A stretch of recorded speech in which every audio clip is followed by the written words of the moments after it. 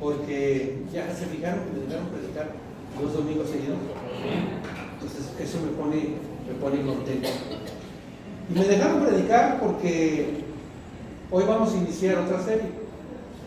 Y normalmente cuando iniciamos una serie, yo abro la serie como los conciertos musicales.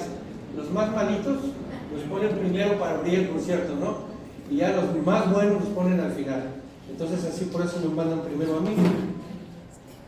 No sé qué me tratan de decir, pero así es. Bueno, vamos a iniciar con una nueva serie que se llama No te preocupes, sé feliz. Dile a Elisa, no te preocupes, sé feliz. Dígale a su vecino, no te preocupes, sé feliz. Dígale al hermano José, dígale al hermano José por favor, dile, no te preocupes, sé feliz. ¿Ya se dijeron? Ahora regresen. Tú tampoco te preocupes. Sé feliz. ¿Estamos de acuerdo que lo que nos roba más la felicidad es la preocupación? ¿Sí? Entonces, en esta serie vamos a aprender lo que dice la Biblia de cómo ser feliz. Mire, ese es el gran anhelo de toda persona. Yo he escuchado muchas personas, no una ni dos, muchas personas que dicen, yo quisiera ser feliz. Otras dicen, yo nunca he conocido lo que es la felicidad. Nomás me casé y ya. Cuando estaba soltero, tenía unos papás que me maltrataban. Después me casé y mi marido me maltrata. Y sabes que yo nunca he conocido la felicidad. He conocido personas así. Y qué triste, ¿verdad? Pero la Biblia nos dice cómo ser feliz. Y eso es lo que vamos a estar 8 semanas hablando acerca de, no voy a estar hablando yo solamente, varios predicadores van a estar pasando aquí para hablarnos de cómo ser feliz. Y cómo ser feliz lo vamos a estar viendo un pasaje de las Escrituras de Mateo 5, que lo conocemos como las bienaventuranzas, ¿verdad? Porque dice, bienaventurados los pobres en espíritu, bienaventurados los que lloran, bienaventurados los mansos. Yo leí mal cuando leí eso y dije, no, puede ser que dice ahí, no, les dije, no, los mansos. Bienaventurados los mansos, bienaventurados los que sufren persecución, bienaventurados los que lloran. Y esa palabra bienaventurada también se puede traducir como feliz. Así es como inicia lo que se conoce como el Sermón del Monte.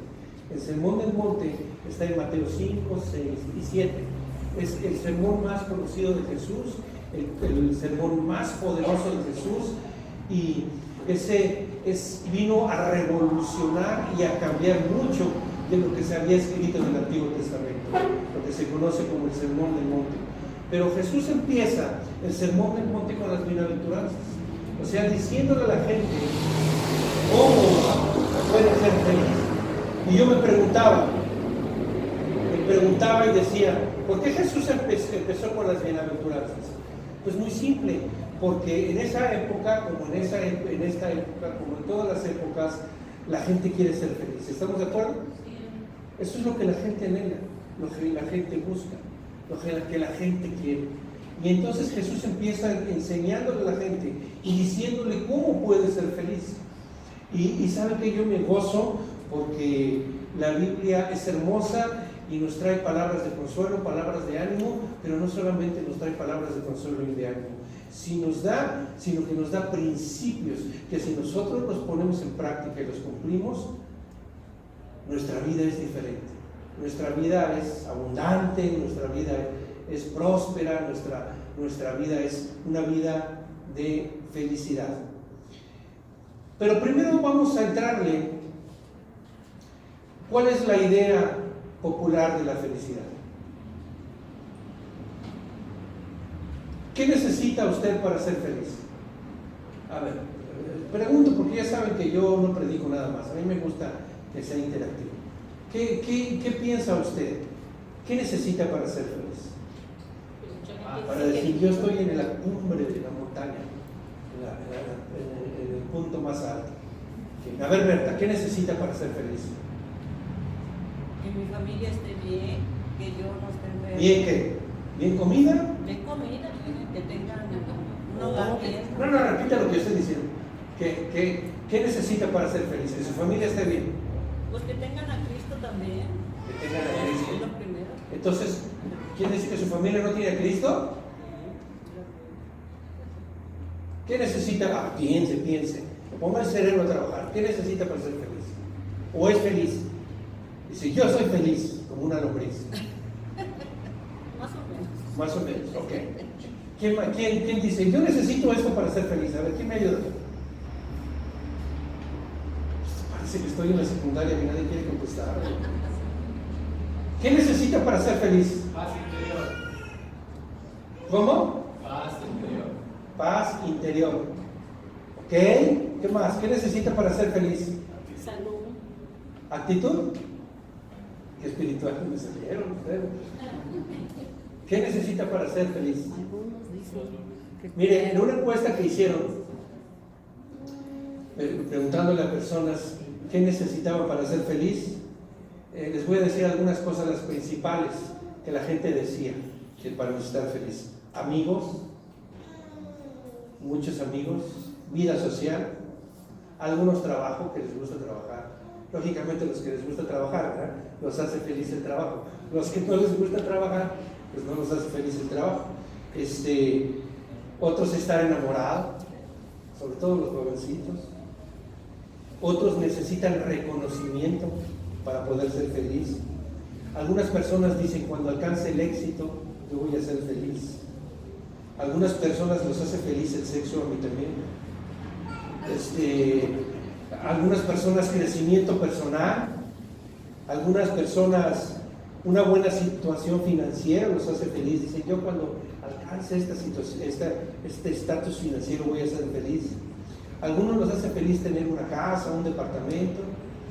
Algunas personas, sobre todo las mujeres, bueno, también hombres, los hace felices estar hermosos, atractivos, atractivas. Eso los hace feliz.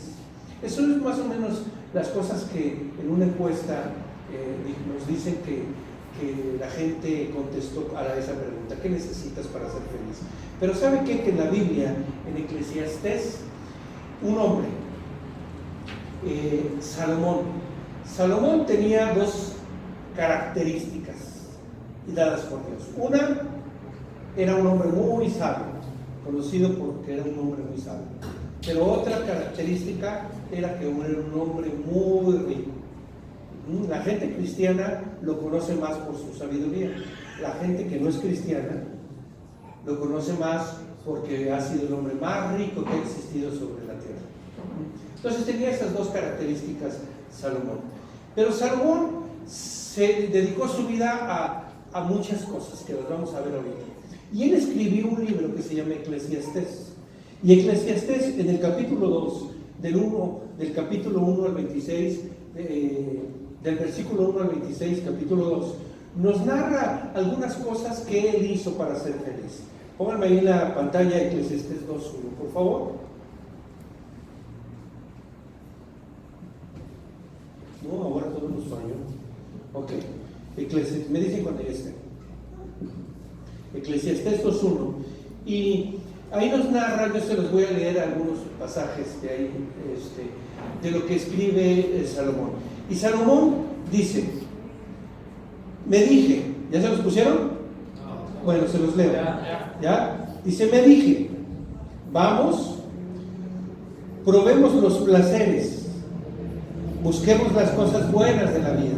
Fíjense lo que dice Salomón, Él se dijo a sí mismo, vamos, échele ganas, probemos los placeres, busquemos las cosas buenas de la vida. Pero dice, pero descubrí que eso también carecía de sentido. Y les voy a seguir leyendo todo el pasaje. Entonces dije, ¿de qué sirve andar en busca de placeres? Después de pensarlo bien, decidí, primero buscó placer para ser feliz. Dice, después, pensándolo bien, cuando vio que no le funcionó, decidí alegrarme con vino. Muchos hacen eso. creen que el vino los va a hacer felices. Un ratito nomás. Y mientras seguía buscando sabiduría, me aferré a la insensatez. Así, traté de experimentar la única felicidad que la mayoría de la gente encuentra en su corto paso por este mundo. ¿Qué más hizo? También traté de encontrar sentido a la vida, edificándome enormes mansiones y plantando hermosos viñedos. Hice jardines y parques y los llené de toda clase de árboles frutales. Construí represas para juntar agua con la cual regar todos mis huertos florecientes. Compré esclavos y esclavas, y otros nacieron en mi propiedad. También tuve enormes manadas y rebaños, más que cualquiera de los reyes que vivieron en Jerusalén antes que yo. Pues el único que vivió antes que él había sido Saúl, ya por eso. Y dice, junté grandes cantidades de plata y oro, el tesoro de muchos reyes y provincias. O sea, le quitaba a otros reyes para... A los suegros. Sí, pues se casaba, era bien vivo. Se casaba y luego le quitaba la lana entonces, a los suegros. Okay.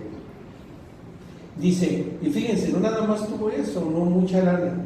Dice, contraté cantores estupendos, tanto hombres como mujeres, y tuve muchas concubinas hermosas.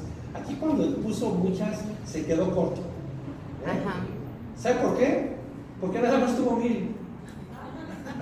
Salomón tuvo 1700 esposas, ¿no? Y 300 concubinas. 2 canas al aire. Sí, oye, yo no sé qué hacer con unas. Se la pasaba más en la cama. Sí. Se la pasaron de acá y no precisamente durmiendo. Bueno. Más que gobernar. Dice, tuve todo lo que un hombre puede desear, de modo que me hice más poderoso que todos los que vivieron en Jerusalén antes que yo, y mi sabiduría nunca me falló. Todo lo que quise, lo hice mío. No me negué ningún placer, hasta descubrí que me daba gran satisfacción trabajar mucho. Hasta descubrió eso, ¿eh? O sea que nunca trabajaba. Y un día se dio cuenta de que también el trabajo le producía placer. Dice, la recompensa de todo el amor. ¿Sabes qué? Que Salomón la gozó. La gozó. Pero, ¿cuál es la idea? Y este sería el punto número 1. ¿Cuál es la idea popular de la felicidad? La idea popular de la felicidad es lo que dice aquí Salomón. Por lo general es lo que todo el mundo dice. Y es tener las circunstancias correctas. Cuando yo tenga las circunstancias correctas, entonces voy a ser feliz. Esa es la idea popular de la felicidad. Cuando tenga esto, voy a ser feliz. Cuando haga esto, voy a ser feliz. Cuando tenga esto, voy a ser feliz. Y eso es lo que toda la gente piensa. Pero ¿sabes qué? Lo que leemos ahí es que eso es un callejón sin salida. ¿Por qué? Ahí lo que puedo ver que está diciendo Salomón, si hago un resumen de esto que leímos, yo encontré 3 cosas. Es así como Gael. 3 cosas, no 3. Porque Gael decía, quiero 3 tacos. Y entonces no son así, son 3 cosas. Yo encontré 3 cosas. Número 1, acumular riquezas. Mucha gente piensa que va a encontrar la felicidad acumulando riquezas. Dice, cuando llegue a obtener esto, cuando llegue a este estatus, cuando obtenga esto voy a ser feliz. Cuando tenga no sé qué carros son bien picudos. Maserati. Cuando tenga un Maserati voy a ser feliz. Las mujeres cuando tenga un vestido digamos un vestido. No nos hacíamos de ropa. Gucci. ¿Un Gucci? Dolce y Gabbana. ¿Un qué? Dolce y Gabbana. Bueno, eso que dijo ella, voy a ser feliz. ¿Okay? Cuando tenga un collar con una perla, voy a ser feliz. O sea, que creemos que acumulando cuando tenga una buena casa, un buen carro. Los hombres, el clásico macho mexicano, le voy a decir como dice, un buen caballo, o sea, ahora se traduce en un buen Mustang, un buen carro, una buena casa, una buena pistola y una buena vieja. O sea, eso es lo que decían los machos de antes. O sea, buen carro, buena casa y una mujer hermosa. Mucha gente, bueno, algunos quieren más, pero bueno. Los machos. Salomón no se conformó con uno. Pero piensen que eso les va a hacer feliz. Hay hombres que piensan que teniendo muchas mujeres van a ser felices. No saben, pero bueno. Otra cosa que normalmente, comúnmente, o lo que está diciendo ahí Salomón, son experimentar placeres. Mucha gente piensa que experimentando placeres, como lo creyó Salomón, Salomón era el hombre más sabio y pensó que teniendo riqueza iba a ser feliz, pero se dio cuenta de que no. Después, que teniendo placeres iba a tener riqueza. Y podemos hablar placeres de 1000. Cada quien tiene un propio placer en la vida, ¿verdad que sí? ¿Sí o no? Sí. Pero también lograr el éxito. Ahí habla de ser poderoso, de ser grande, de ser una persona importante. Hay muchas personas que creen que logrando un cierto estatus, siendo una persona importante, siendo una persona que nadie me va a mandar, al contrario, yo voy a mandar, creen que eso los va a hacer felices. ¿Estamos de acuerdo? Todas esas cosas creyó Salomón. Y normalmente eso es la creencia popular sobre qué nos hace feliz: la riqueza, los placeres y el éxito. Pero fíjense, después de vivir muchos años, cuando Salomón ya era un anciano, fue que escribió Eclesiastés, y fíjense lo que dice Salomón. Ya en el el mismo capítulo, versículo 11 y el 17 dice: por lo tanto, se da cuenta de su triste situación. Dice: por lo tanto, llegué a odiar la vida, porque todo lo que se hace aquí bajo el sol es tan complicado, nada tiene sentido, es como perseguir el viento. Pero al observar todo lo que había logrado con tanto esfuerzo, vi que nada tenía sentido. No había absolutamente nada que valiera la pena en ninguna parte. O sea, Salomón llegó a la conclusión de que, ¿sabes? Todas estas cosas no te van a hacer feliz. Yo lo obtuve todo: placer, riqueza, poder, éxito, lo tuve todo, pero nada de eso me hizo feliz. Y eso es lo que está diciendo Salomón. Está ahí escrito en la Biblia para que nosotros podamos ver el fracaso del hombre más sabio que ha pisado esta tierra después de Jesús. ¿Sí? El hombre más sabio que ha pisado esta tierra, y él persiguió todo esto y dice: ¿sabes qué? Me di cuenta que nada de eso me dio la felicidad. Entonces, ¿cuál es el camino a la felicidad? Bueno, si usted quiere conocer cuál es el camino a la felicidad, vea la película de ¿cómo se llama? De Will Smith, El camino a la felicidad. No, porque la va a hacer llorar. Y la Biblia no. Dice: el camino de Dios a la felicidad. ¿Cuál es el camino de Dios a la felicidad? Dice Mateo 5, en las bienaventuranzas: felices los pobres en espíritu. Felices los que lloran. Felices los mansos, que se dejan que todo el mundo los haga como quiera. Que la suegra los hace como quiera. La mujer los hace como quiera. El hombre los hace como quiera. Felices los mansos. Pero también felices, ya les dije, los que lloran. Felices los que lloran. Felices los que quieren justicia, pero no la encuentran. Felices los que los persiguen por causa de mi nombre. O sea, ¿sabes qué? Esas no son ideas populares de felicidad. ¿Estamos de acuerdo? Sí, amén. ¿Está de acuerdo conmigo o no? Sí. O sea, si yo les digo: ¿sabes qué, Berta? Vas a ser feliz cuando llores mucho. Me van a decir: ¿sabes qué? Más porque eres mi yerno, no te insulto, me va a decir Berta. ¿Por qué? Porque parece que es lo contrario. ¿Estamos de acuerdo? Sí, amén. Sí, en las bienaventuranzas. Entonces, ¿por qué Jesús nos está diciendo que esas cosas nos van a hacer felices? ¿Por qué? Porque yo creo que lo que Jesús nos está tratando de enseñar es que nosotros, para ser felices, tenemos que tener la actitud correcta, cualquiera que sea nuestra situación. Sí, amén. Decía Javi, ¿no? Creo que Javi fue el que dijo, tener una buena actitud. La felicidad depende de tu actitud, de la actitud correcta. Entonces las bienaventuranzas son 8 secretos de la felicidad, que los vamos a ir estudiando. Y les decía, bienaventuranzas tiene que ver con feliz, con lo que nos hace feliz.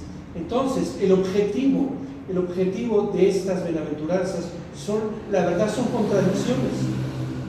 ¿Por qué? Decía, porque la felicidad no depende de las circunstancias correctas, sino de la actitud correcta. ¿Sí? De eso depende mi felicidad. No depende de lo que tienes, depende de lo que eres. Sí, amén. ¿Sí? No depende de algo externo, lo que nos rodea. No depende si tienes éxito, si no lo tienes. Depende de algo interno. Así es. La felicidad está en el interior, no está en el exterior. Así es. Ese es el problema, que la mayoría de la gente está buscando la felicidad en lo que lo rodea, pero la felicidad está dentro. Está dentro de ti. Y cuando tú tienes la actitud correcta, entonces puedes ser feliz. La felicidad es una opción. Tú decides. Tú decides tener las actitudes correctas para ser feliz. Así es. O sea, en otras palabras, tú vas a ser tan feliz como lo decidas. Así es.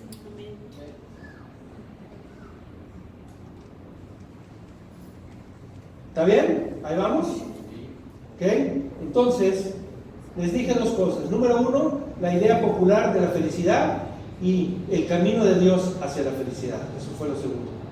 El camino de Dios a la felicidad son las bienaventuranzas. Tiene que ver con actitud. Y hoy lo voy a empezar a predicar. Lo demás fue, permítame.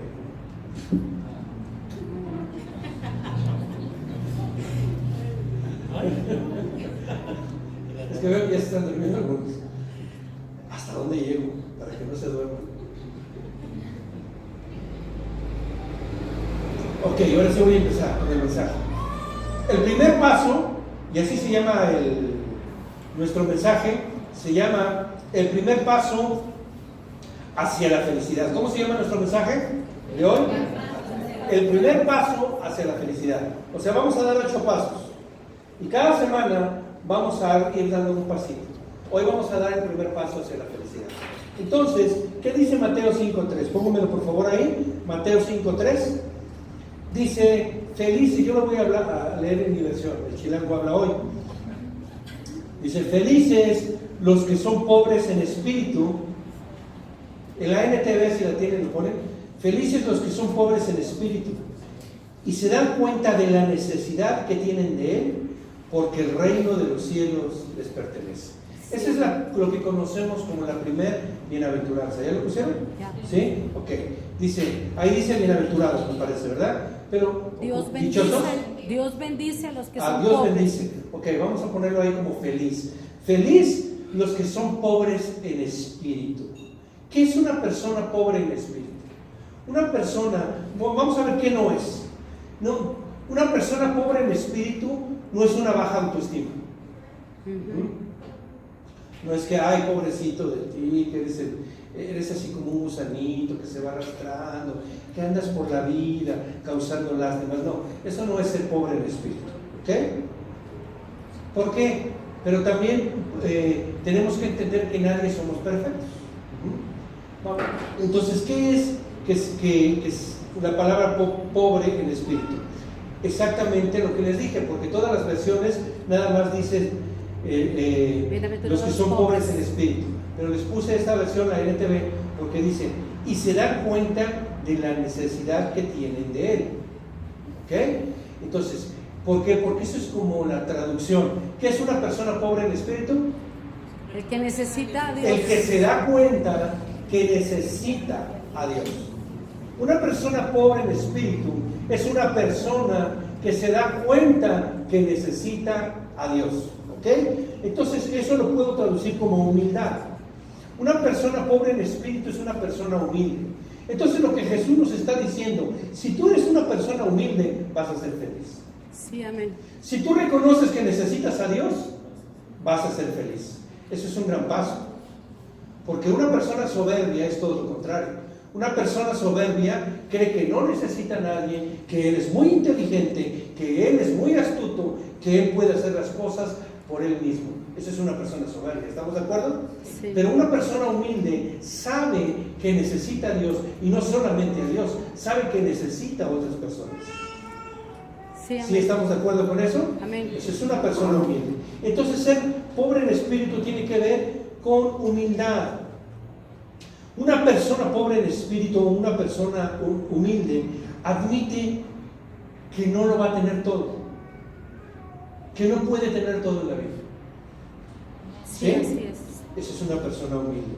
Una persona humilde admite que no ha llegado al lugar donde Dios lo quiere poner. ¿Por qué? Porque una persona soberbia apenas sube un escaloncito y quiere que todo el mundo lo vea.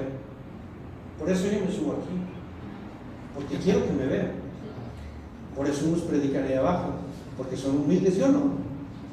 A mí me gusta que me vean, ¿sí? Yo me paro acá. A Lupita le gusta predicar ahí abajo porque es bien humilde. Ya reconozco que no soy. Entonces una persona humilde sabe que no ha llegado, y que si llega no fue por sus propios medios, que necesitó la ayuda de otras personas. Necesité que me pusieran el micrófono, si no, pues como que estuviera acá arriba, ¿qué onda? Necesité de alguien, pero sobre todo necesité de Dios.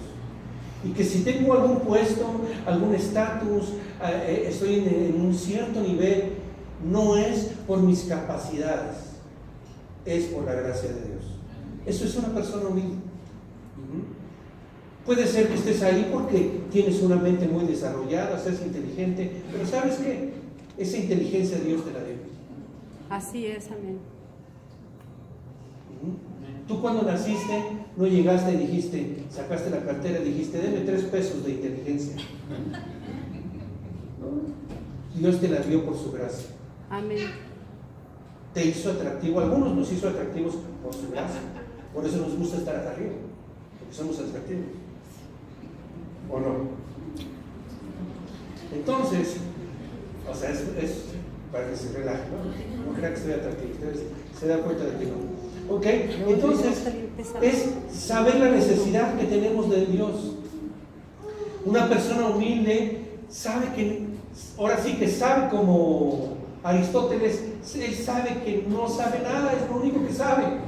O sea, sabe que nunca lo va a saber todo. Una persona soberbia quiere hablar de todos los temas aunque no sepa nada. ¿Verdad que sí? Y verdad que hasta cae gordo platicar con gente así, que se da uno cuenta de que la está regando, pero ellos quieren saber más que los demás. Hay mucha gente así. ¿Por qué? Porque es una persona soberbia. ¿Y sabes qué sucede con los soberbios? Nadie los quiere cerca. ¿O no? Cuando te encuentres con unas personas soberbias, dices, sí, vámonos, porque me va a hacer, mi rato me lo va a hacer pasar muy mal. Porque siempre están compitiendo. Siempre quieren ser más que tú, o de que los demás, siempre saben más que tú, son más guapos, más fuertes, más inteligentes, tienen más pelo que tú, tienen el pelo negro, bueno, cosas de ese tipo. Entonces siempre se están presumiendo a ellos mismos. Pero la realidad, ¿sabes qué? Que no somos la suma total del universo. Estábamos escuchando una predicación de Dante Gebel en la mañana que puso Lupita, y dice, se siente la última Coca-Cola del desierto, el tapón de, ¿cómo decía? El tapón del mar. ¿no? Y me pasaron muy buenos ejemplos. ¿Sabes? No somos perfectos. Una persona humilde reconoce que tiene carencias, muchas carencias, que necesita aprender más. Una persona humilde es una persona enseñable. ¿Por qué? Porque sabe que necesita aprender más. Una persona humilde es una persona que, aunque tenga ciertas cualidades, siempre las está poniendo a los pies de Cristo y al servicio de los demás. No se está sobreexaltando por ello, por sus virtudes, por sus capacidades. ¿Cómo la humildad aumenta mi felicidad? Ya entendimos que son 8 bienaventuranzas. Dice: bienaventurados o felices los pobres en espíritu, porque el reino de los cielos les pertenece, porque el reino de los cielos es de ellos. Entonces dijimos que ser pobre en espíritu es ser una persona humilde. ¿Cómo ser humilde me hace feliz? ¿Cómo la humildad aumenta mi felicidad? Te voy a decir 3 cosas que encontré yo, que busqué y encontré, porque la Biblia dice: busca y encontrarás. ¿Okay? Entonces yo busqué y encontré 3 cosas. La humildad reduce tu estrés. Sí sabemos que es el estrés, ¿verdad? Exceso de presión. ¿Sabes lo que es una olla express? ¿Sí? Las mujeres lo saben mejor, ¿verdad? Y uno que otro hombre medio mandilón como yo, Iznando, también lo sabe. Entonces, una olla express, adentro, con el calor, y como no sale el vapor, produce mucha presión. Y esa presión hace que los alimentos se cozan más rápido de lo que se cocería normalmente. Entonces, ¿sabes qué? El estrés es como una olla de presión. Cuando nosotros estamos estresados, estamos como reteniendo algo por dentro, estamos reteniendo, ¿verdad que sí? Y que, ¿verdad, mujeres? Sobre todo ustedes saben. Y cuando ya uno como hombre, sobre todo los hombres, nos hacen algo poquito, como que nos quitan la válvula y ¡fum!, aventamos todo el vapor caliente, ¿sí o no? ¿Por qué? Por el estrés. Y ese estrés hace que haya contiendas, haya discusiones. El estrés principalmente viene por la preocupación. Por eso la serie se llama No te preocupes, sé feliz. ¿Ok? Entonces la humildad reduce el estrés. ¿Por qué?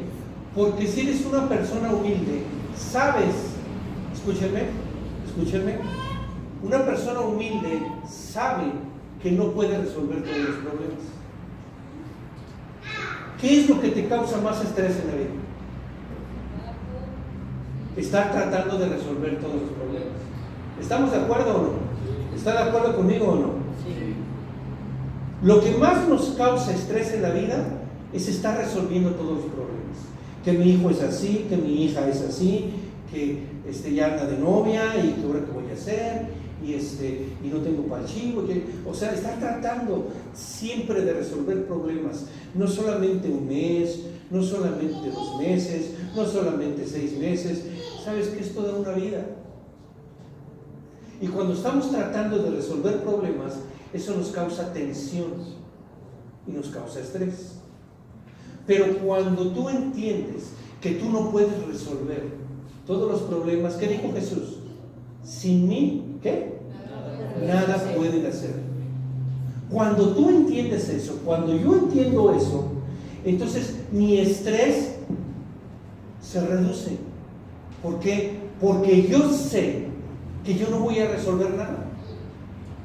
Yo sé que la manera de resolver mis problemas es estar de rodillas en la mañana y estar de rodillas en la noche, intercediendo por mi hijo, intercediendo por mi esposo, intercediendo por mi esposa, por las suegras también, intercediendo por la suegra, intercediendo por el suegro, intercediendo por la situación financiera, por lo que sea. Por eso Jesús dijo: pidan y recibirán, para que estén tranquilos, para que estén gozosos, para que sean felices. Pidan y recibirán. ¿Cuántos dicen amén a eso? Amén. Cuando nosotros entendemos eso, eso reduce el estrés. ¿Por qué la gente no ora? Bueno, lo voy a cambiar. ¿Por qué los cristianos no oran?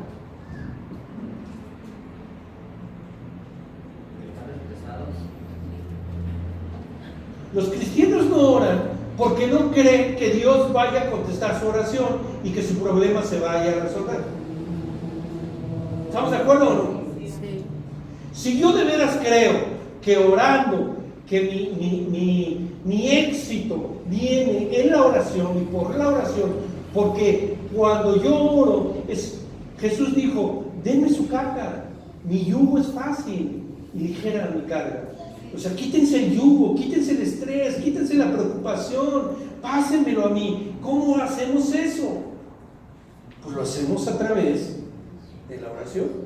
Le digo, Señor, esta no es mi esposa, es tuya, ¿no? Entonces ahí te va, tú disciplínala. ¿Cuántos dicen amén?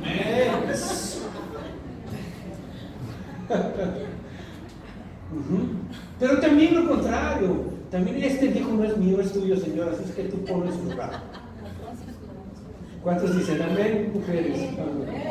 No, los hombres como que me creyeron más. Ok. ¿Sabes por qué la humildad reduce el estrés? Porque entiendes que no tienes todas las respuestas. Cuando tú entiendes que no tienes todas las respuestas, eso reduce el estrés. ¿Qué es la preocupación? ¿Cómo? Querer tener control de todas las cosas. Sí. Preocupación es ocuparse de algo antes de que suceda. Preocupación es ocuparse de algo en exceso, diría yo. Miren, preocupación, yo digo que es lo contrario a lo que la Biblia llama la meditación. ¿Qué es meditar? Es pensar detenidamente en algo. ¿Ok? Algo positivo, en este caso la palabra de Dios. Medita en mi palabra, dice el Salmo 1. Y lean el Salmo 1. Que los que meditan en su palabra de día y de noche serán como árboles plantados junto a la orilla de un río que da fruto a su tiempo y su hoja no cae y todo lo que hacen prosperará. Entonces eso es meditar. ¿Qué es la preocupación? La preocupación es pensar detenidamente en algo que no puedes resolver. Eso es la preocupación. El enfoque. ¿Por qué no puedes dormir cuando estás preocupado? ¿Por qué? Porque estás pensando y le das vuelta y le das vuelta y dices, y si le hago así, no, pero va a pasar esto, entonces mejor le hago así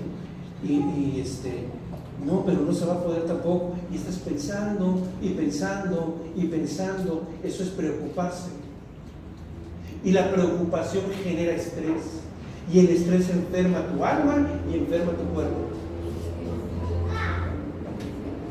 Pero cuando tú entiendes, eres una persona humilde y entiendes que no todas las respuestas, que no tienes todas las respuestas, ¿qué vas a hacer?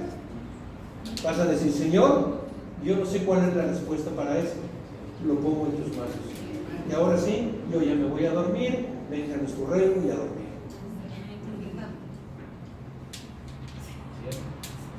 ¿Es fácil hacer eso? Sí. Eso se llama fe. Pero hemos practicado tanto lo negativo, la preocupación, que a veces no es difícil dejarlo. ¿Por qué? Porque seguimos confiando en nosotros mismos, que nosotros tenemos la respuesta, que nosotros tenemos la solución. Y cuando hacemos eso no somos personas humildes. Humilde, pobre en espíritu, es el que reconoce que necesita a Dios, la necesidad de Dios. Entonces, la humildad reconoce. La humildad dice, puedo ser feliz porque dependo de Dios. Eso se llama actitud.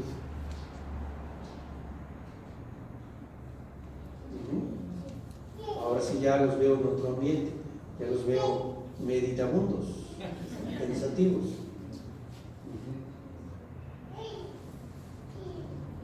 ¿Cuántos tenemos muchas preocupaciones? La verdad, pues, levante su mano. Que dicen, ¿sabes que estoy bien preocupado? Relájese, no se preocupe, sea feliz, ore, ponga todo en las manos de Dios y Él va a resolver. Ya lo dice el gran proverbio mexicano, que no hay mal que dure 100 años. Lo otro ya no se nos digo. nomás la primera parte. Ni nadie te lo aguanta. Relájese. Ponga todo en las manos de Dios. Y usted tranquilo, no se preocupe. ¿Sabe? Eso para nosotros parece como si nosotros fuéramos niños, lo podíamos pensar. Ay, pero ¿cómo no? Pues así tengo que ver cómo resuelvo las cosas. Pero ¿sabe que eso a Dios le agrada? Usted haga eso, que diga, no me voy a preocupar. Yo, ay, ¿cómo va? Tranquilo, yo dejo todo en las manos de Dios, porque eso es fe. Y sin fe es imposible agradar a Dios. Cuando usted tiene fe, usted agrada a Dios. Eso se llama fe. Ok, entonces la humildad reduce el estrés. ¿Por qué la humildad? ¿Por qué o cómo la humildad aumenta mi felicidad? ¿Por qué la humildad me hace más feliz? Dije, porque reduce el estrés. Pero también porque la humildad mejora mis relaciones. ¿Estamos de acuerdo? Cuando yo soy una persona humilde, cuando usted es una persona humilde, va a mejorar nuestras relaciones. ¿Sabe? Cuando somos personas soberbias, engreídas, nadie quiere estar cerca de nosotros. Se lo digo así de frente, como amigo, como hermano. Nadie nos quiere cerca. Si tú empiezas a notar que está la bolita platicando y cuando llega se deshace la bolita, analízate. Porque dicen por ahí que la soberbia es el pecado que todos lo ven, menos el soberbio. Porque como el soberbio se cree superior a los demás, pues no puede ver su condición. Entonces, la humildad siempre va a mejorar mis relaciones.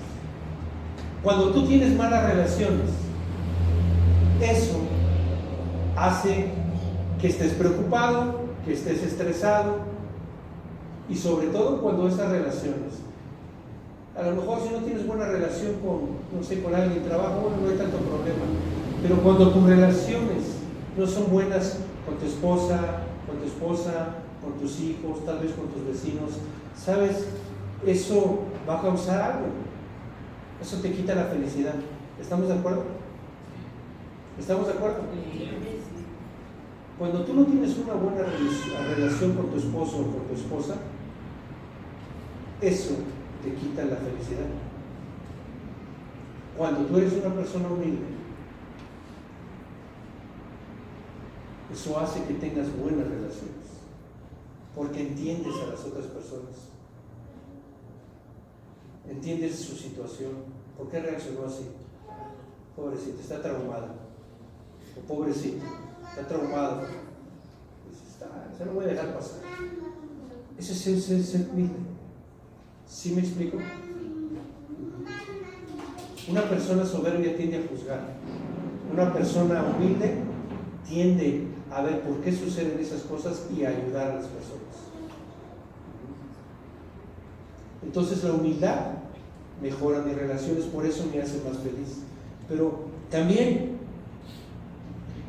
dice el texto que bienaventurados los pobres en espíritu, felices los pobres en espíritu, porque de ellos, ¿qué?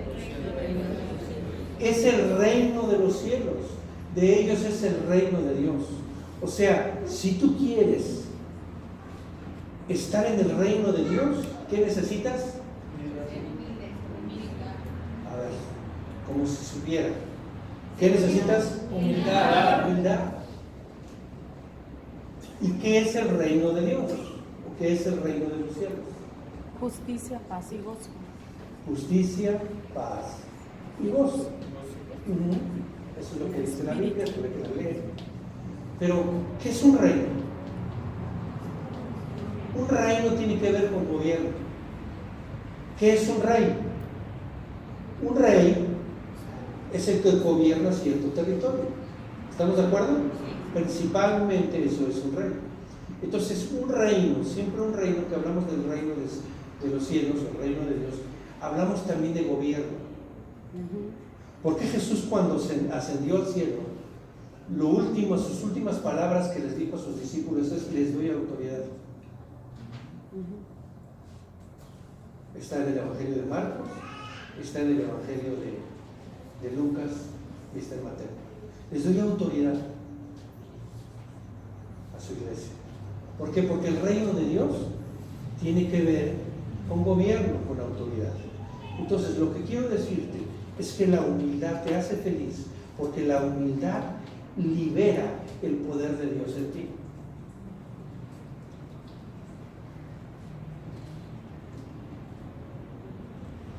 Si oras por tus hijos cuando están enfermos y no se sanan, por algo ha de ser.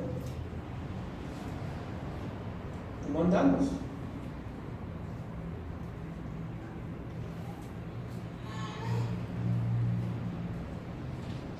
No es problema de Dios.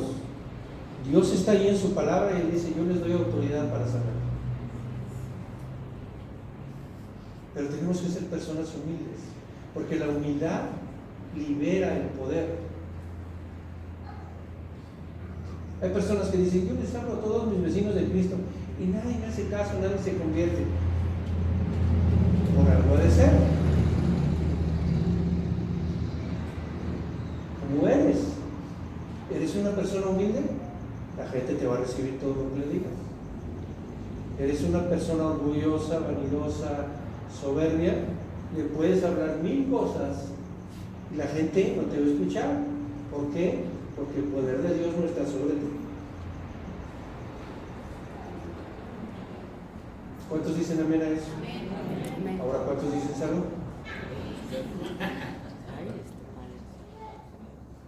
La humildad libera el poder de Dios. Déjame a ver qué oración, porque ahora sí me dijo Lupita: si no terminas a tiempo me voy y ahí te quedas. Me pasé. Ya nada más, espérame tantito, no te vayas. Nada más les leo unos pasajes más para amarrar esto. Santiago 4:6. Pero Él nos da mayor ayuda con su gracia. Lo estoy leyendo en la Nueva Versión Internacional.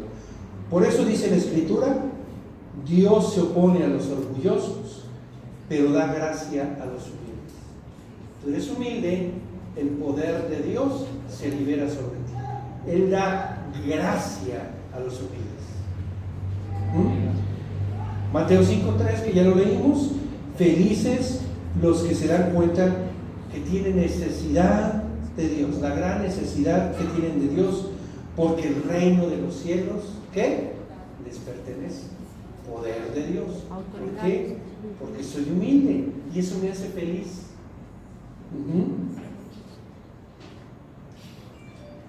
Termino con esto. Juan 13:17, ese sí pónmelo ahí por favor. Juan 13:17, Nueva Versión Internacional. Juan 13:17. ¿Ya lo tienes? Ya. ¿Qué dice? A ver, léalo. ¿Entienden esto? Yo les pregunto eso. ¿Entienden eso? Sí. ¿Lo que les dije? ¿Lo entienden? Dichosos serán si lo ponen en práctica. Ahí la palabra dichoso también la podemos traducir como feliz. Felices serán si lo ponen en práctica. ¿Cuántos pueden decir amén? Amén. Yo no lo digo, lo dijo la Biblia, lo dice la Biblia. ¿Entienden eso? Amén. ¿Qué? Felices si lo ponen en práctica. De eso es de lo que se trata aquí. La Biblia nos da principios, nosotros los entendemos, los ponemos en práctica, los obedecemos y ¿sabes qué? Eso te hace feliz. El resultado es... No le busques 3 pies al gato sabiendo que tiene 4. Sé feliz, no te preocupes, nada más cambia tu actitud. Amén.